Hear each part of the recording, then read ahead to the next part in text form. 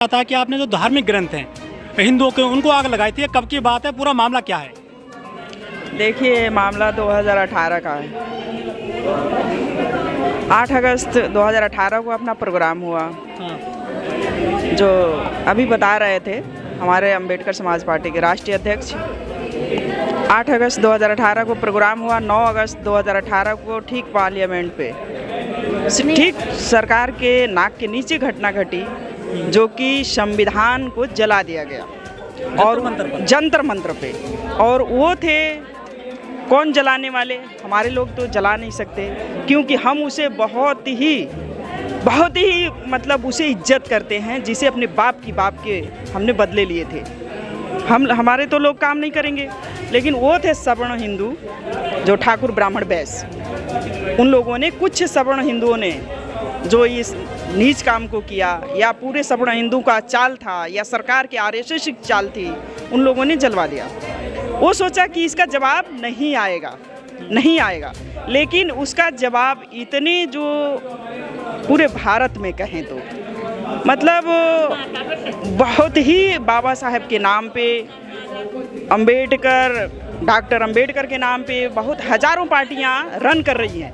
कहते हैं कि हम अंबेडकरवादी हैं, भीमवादी हैं, कट्टर हैं, लेकिन उस दिन वो जवाब नहीं था कि किसी ने बाहर निकल के उसको करे, उस काम को जला दे कि मतलब उनको गीता रामायण भागवत वेद पुराण जो काल्पनिक कहानी है उसको जला दिया जाए।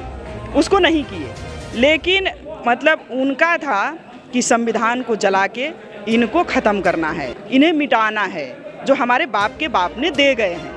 और जिस संविधान के जरिए पूरा देश चल रहा है, उस संविधान को ख़त्म करने आए, आरक्षण को ख़त्म कर रहे हैं। उसका जवाब नहीं मिला था, और वो जवाब हम अपने राष्ट्रीय अध्यक्ष जी से मशवरा किए और कहे कि इसका जवाब तो हम देंगे, चाहे बेशक मुझे मरना पड़े।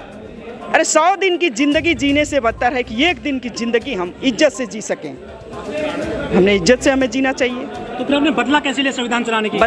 बदला लिया कि मतलब हम अपना मशवरा करके और बलिया गए। बलिया हमारे प्रोग्राम के बाद वहाँ चले गए।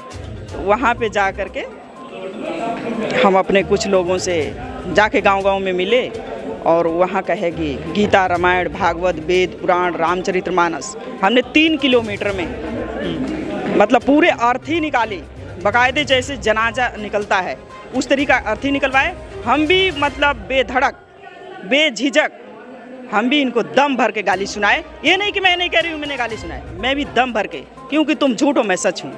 और मैं तो तुम्हें मतलब वो जवाब दी कि उनके मुंह पे करारा तमाचा था। उस दिन उनकी मुझे गिरफ्तारी करके और मुझे जेल भेज देते, या मतलब पूरे सवर्ण हिंदुओं का जो आरएसएस के खेल खेल रहे हैं और पूरे सबको नचा रहे हैं, उनको हमारे पे एफआईआर होनी चाहिए, लेकिन किसी का एफआईआर नहीं हुआ, बस पुलिस प्रशासन का एफआईआर था। जो रामचरितमानस उसमें चौपाई यहाँ की ढोल गवार शूद्र पशुनारी सब ताड़ने के अधिकारी, उन्होंने चौपाई सुनाई। चंद्रशेखर ने जो शिक्षा मंत्री हैं बिहार के, या स्वामी प्रसाद मौर्य हैं, उन पर मुकदमे दर्ज हो गए हैं। बिल्कुल, मुकदमा दर्ज के लिए चल रहा है या हो गया।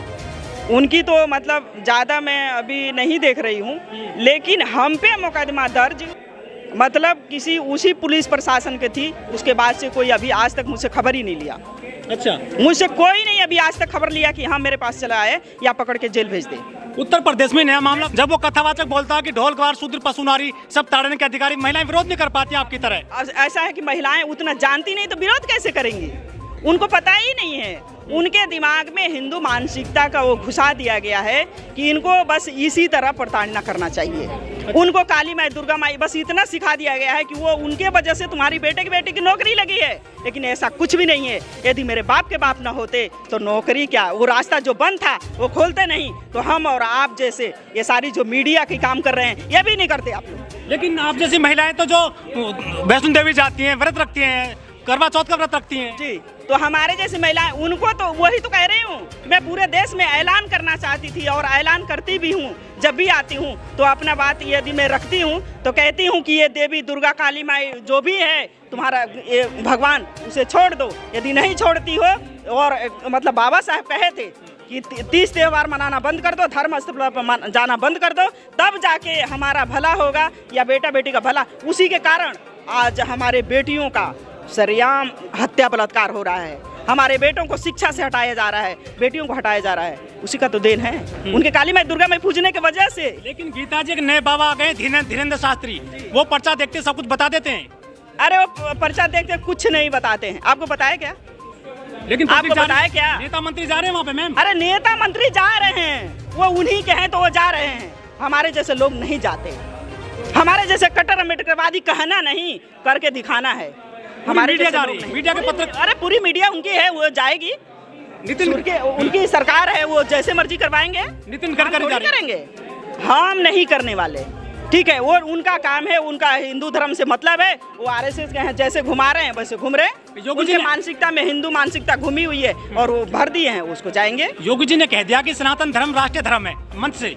वो योगी जी क्या नहीं कहेंगे, योगी जी नहीं कहेंगे कि मोदी जी नहीं कहेंगे, अमित शाह नहीं कहेंगे, इन लोगों की जो षड्यंत्र चल रही है ऐसा उन लोगों के ही तक रहेगी, इतना नहीं है अम्बेडकरवादी मतलब महिलाएं नहीं सुन रही हैं तो क्या, लेकिन हमारे पहले से ज़्यादा बहुत ही भाई बेटे और बहनें भी बहुत जाग चुकी हैं कि मतलब हमें ये नहीं करना चाहिए पूजा। धीरेन्द्र शास्त्री बोल रहे हैं कि आप मुझे समर्थन करो, मैं तुमको हिंदू राष्ट्र दे दूंगा। उनको समर्थन करने से, उनको कहने से थोड़ी हो जाएगा, उनको दे देंगे हम, हिंदू राष्ट्रीय घोषित कर लेंगे या हमारे को पाठ पढ़ा के निकल जाएंगे, ऐसा नहीं होने देंगे। आपके हमारे जैसे पोस्टर में लिखा है कि ईवीएम का विरोध करना है और जो मनुस्मृति का विरोध करना है, लेकिन आपके संविधान की बात भी करते हैं, आप संविधान में कहीं ये नहीं लिखा कि ब्राह्मणों को बाहर भेजना है। देखिए हमारे संविधान, हम तो कहे हैं ना कि हमारा संविधान कभी मतलब इनका विरोध नहीं किया, लेकिन ये क्यों हमारे संविधान का विरोध करते हैं? इनको संविधान से क्या दिक्कत है? हमारे बाप के बाप से क्यों दिक्कत है? ये इसलिए सोचते हैं कि इनको हटा दो, क्योंकि उनके वजह से इनका मतलब जंगल और मंगल राज नहीं चलेगा।